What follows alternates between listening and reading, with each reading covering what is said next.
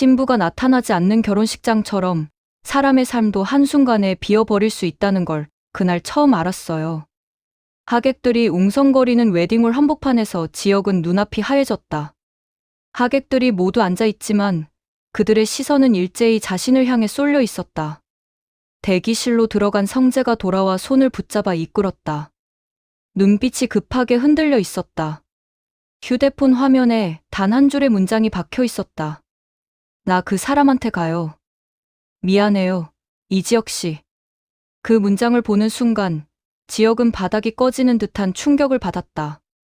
보아가 어디로 갔는지, 그 사람이 누구인지 묻고 싶었지만 이미 모든 것이 무너진 후였다.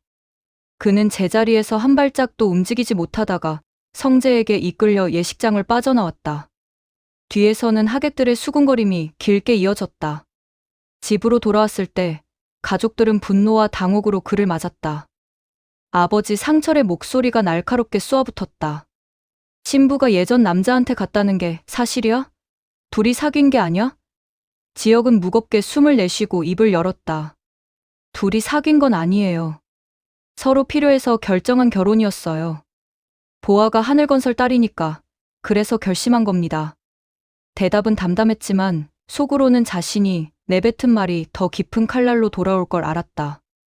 상철의 얼굴은 순간 일그러졌다. 어떻게 조건을 보고 결혼을 생각해? 내가 그렇게 컸냐? 목소리가 폭발하듯 울려 퍼졌다. 지혁은 망설임 없이 대꾸했다.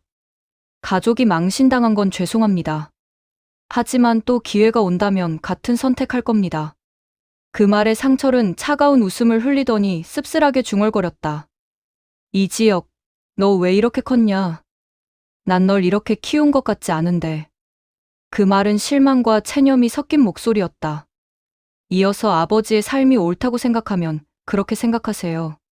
자식들한테 인정을 강요하지 마시고요라는 지역의 말이 방안을 가르자 상철은 더 이상 그를 이해하려는 걸 포기한 듯 보였다.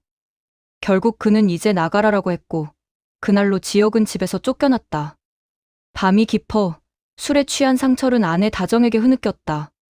저 놈이 잘못했다고 하면 내가 등짝 딱 2대 때리고 안아주려고 했어. 얼마나 자존심 상했어? 얼마나 힘들었어? 그렇게 말해주려고 했어. 그런데 저놈이 눈물이 맺힌 채로 이 나쁜 놈이라며 원망했다. 다정은 그 곁에 앉아 가만히 등을 토닥였지만 그의 눈에선 아들을 향한 애증이 흘러넘쳤다. 집을 나온 지역은 여관과 일용직을 전전했다. 제대로 잠을 이루지 못해 눈 밑흥킭했고 며칠 지나지 않아 수면 부족으로 결국 쓰러졌다. 연락을 받고 달려온 성재가 응급실로 들어섰다. 그를 보자마자 성재는 묻지 않을 수 없었다. 언제까지 여기 있을 거야? 이력서 넣은 데서 연락 오면 다시 올라올 거지? 지역은 대답하지 않았다. 침대 위에서 눈을 감은 채 묵묵부답이었다. 성재는 잠시 그 자리에 서 있다가 무미건조하게 말했다. 간다. 집에는 아무 말씀 안 드린다. 지역은 성재가 평소처럼 붙잡아 주길 바랐다. 힘들어도 내가 직면해야지. 잘못한 건 내가 아니라 정보아야. 그러니까 나랑 같이 올라가자라고 지역을 다독여 줄 것으로 기대했다. 하지만 성재는 돌아서면서 잘 있어라는 짧은 인사만 남겼다. 지역은 속으로 부서졌다.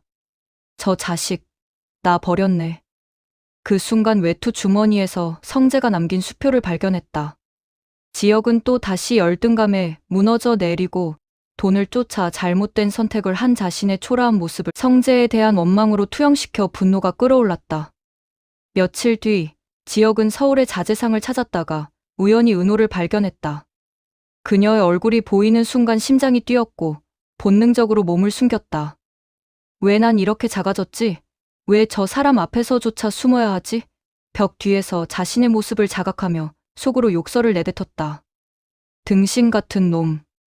그렇게 스스로를 자책했다. 그는 지방으로 돌아가는 내내 자신에게 욕설을 퍼부었다. 은호는 그 시기에 주변에서 들려오는 소문 때문에 괴로워했다. 사람들은 결혼식 파행 이야기를 마치 흥미거리처럼 꺼냈다.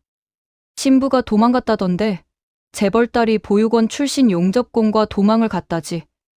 그리고 이지혁은 돈만 보고 결혼을 약속했대지. 저런 결혼은 애초에 잘못된 거잖아. 그런 말들이 은호의 귓가에 날카롭게 꽂혔다. 남의 이야기를 하는 듯한 목소리였지만 그녀는 자신이 그 중심에 끌려 들어가 있는 것만 같았다. 괜히 혼자서 지역의 이름에 더 예민하게 반응하는 자신을 자각하며 고개를 숙였다. 그 무렵 고성이가 은호에게 다가왔다. 은호 씨, 인테리어 작업 하나 맡아줬으면 해요. 은호 씨 감각이라면 잘 해낼 수 있을 것 같아서요. 은호는 수순에 따라 클라이언트인 고성이의 취향이나 작업의 방향을 조율해 가려 했지만 그에 비해 고성이는 은호에게 한치의 의심 없이 일을 맡겼고 고가의 인테리어 비용을 지불하겠다는 호의를 베풀었다. 은호의 마음 한쪽이 두근거렸고 또 한쪽은 무거웠다. 큰 작업인데 내가 감당할 수 있을까? 설레는 기쁨 반, 걱정 반의 마음이 교차했다. 그녀는 고성이의 의도가 단순한 기회 제공인지 아니면 다른 계산이 숨어 있는지 알 수 없었다. 하지만 지금은 그저 자신에게 주어진 기회로 받아들이고 싶었다. 한편 은호에게는 또 다른 인테리어 작업 제안이 들어왔다. 2주 후에 이사갈 아파트 인테리어 의뢰드려요. 라는 제안을 받은 은호. 지역에게 쏟았던 마음 아픈 시간이 지나니 이제서야 새로운 문이 열리는구나 하고 애써 가벼운 마음으로 자신을 위로했다. 친구 수정과 함께 길을 가던 은호는 우연히 다른 카페에서 열심히 게임을 즐기고 있는 본부장님을 발견한다. 그러고 보니 지역 선배에 대한 복잡한 심경을 성재에게 쏟아낸 기억이 나고 언제부터인가 그가 카페 아지트에 나타나지 않음을 깨닫는다. 그날 지호는 성재에게 서먹한 사과를 건네게 되고 서로 같은 게임을 하는 공통분모를 발견한 세 사람은 오락실에서 다시 만난다. 수정이 우리 뭉치는 날이야 라고 외치자 은호와 성재도 머뭇거리다 함께 활짝 웃었다. 은호와 친구, 성재 셋은 게임 기계 앞에서 자연스럽게 경쟁을 시작했습니다. 처음에는 시시덕거리는 분위기였지만 게임 속 승부가 점점 치열해지면서 그 분위기는 집중과 웃음이 섞인 진지한 긴장으로 번집니다. 은호와 친구 수정은 농담을 던지며 서로를 부추겼고 성재도 그런 분위기에 동화되어 체면 대신 즐거움을 선택했습니다. 진짜 이기고 싶어. 성재가 외치자 은호는 살짝 흐릿한 미소를 지으며 자, 날 이겨봐요 라고 도전했죠. 게임이 끝나고 스코어가 표시되자 승리는 예상과 달리 은호에게 돌아갔습니다. 순간 은호의 얼굴에는 해방감과 수줍음이 공존했고 성재는 장난기 어린 표정으로 승자의 팔을 들어 축하해줬습니다.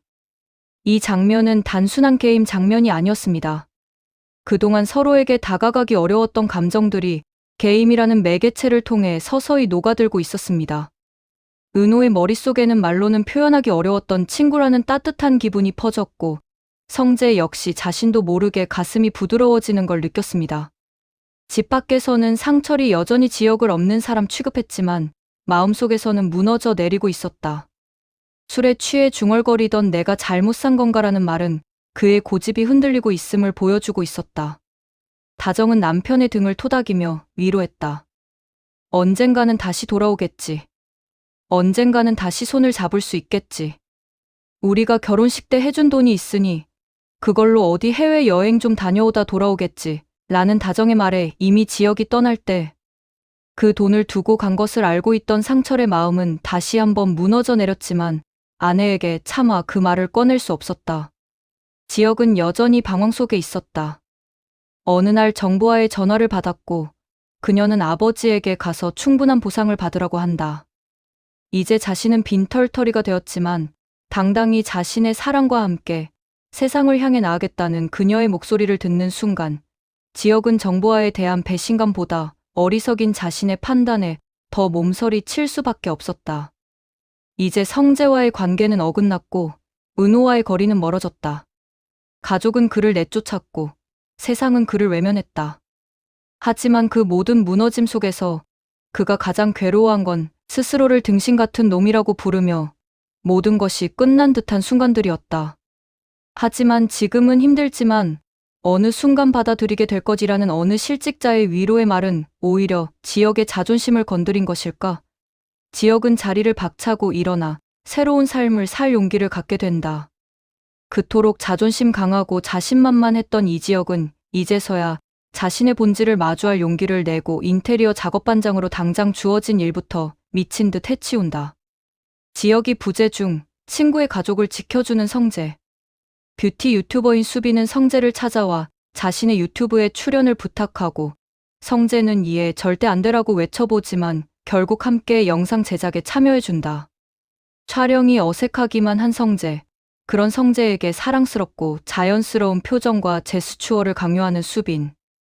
그렇게 하루 종일 성재는 수빈의 인형 놀이와 같은 이 커플룩 영상의 노예가 되어준다. 며칠 후 성재는 수빈의 약속과 다르게 유튜브 채널에서 얼굴이 모두 드러난 사실을 알게 되었다. 마침 사무실로 다시 찾아온 수빈은 오히려 조회수 폭등하여 신이 나 있었다. 성재는 깊게 한숨을 내쉬었다. 수빈은 입술을 깨물며 휴대폰을 움켜쥐었다. 알아. 오빠한테 피해가는 거 싫어.